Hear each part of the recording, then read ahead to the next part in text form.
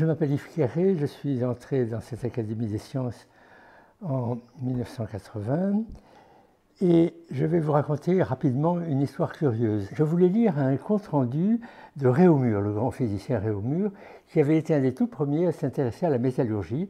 Je cherchais donc son rapport et je suis venu donc aux archives, j'ai tout de suite trouvé, j'ai été très bien reçu, j'ai trouvé les comptes rendus de 1715 et je l'ai ouvert et il est tombé un papier, il est tombé quelque chose qui est là devant moi, c'est une feuille qui donc comprend 4 pages, avec une écriture magnifique.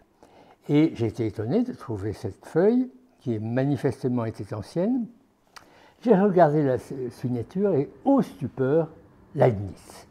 C'était une lettre de Leibniz qui était restée coincée là certainement pendant 3 siècles et que je venais finalement de découvrir, on peut dire ça comme ça. Alors que dit cette lettre?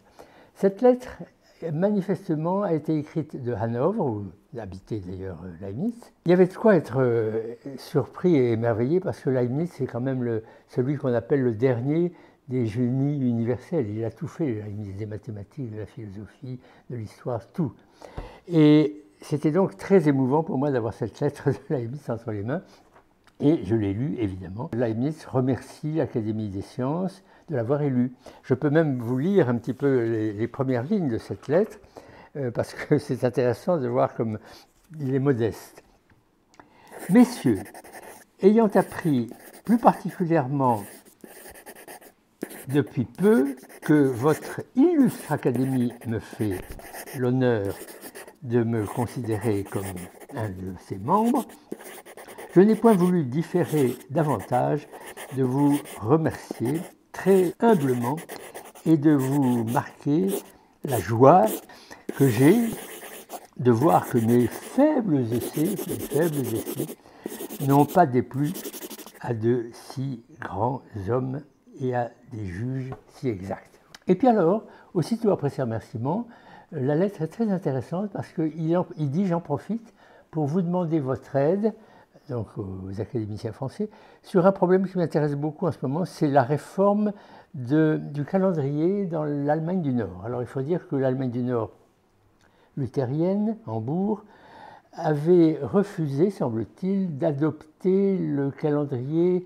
grégorien. Elle en était restée au Julien, Jules César, c'est-à-dire que s'était accumulé pendant les siècles une dizaine de jours de différence entre les années vraies et puis les années affichées. Et on était passé, le calendrier grégorien nous avait fait passer, je crois, vers 1590 ou 92, quelque chose comme le 4 octobre, directement au 14 octobre. Alors lui avait compris que ce calendrier grégorien était beaucoup plus fin et beaucoup plus subtil que le julien. C'est normal puisqu'il venait des siècles plus tard. Et il voulait qu'on adopte ce calendrier dans l'Allemagne du Nord. Et d'ailleurs, j'ai contrôlé qu'il avait en effet eu gain de cause peu après. Alors voilà, c'est l'histoire de ce manuscrit, de cette lettre que j'ai entre les mains.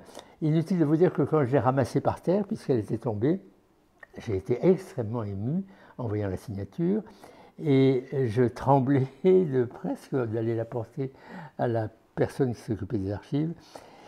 Je ne vous dirai pas, parce que ce n'est pas vrai, que j'aurais eu une énorme tentation, vous devinez laquelle, mais bien sûr que non. Je l'ai immédiatement donnée aux archives et elle y est toujours.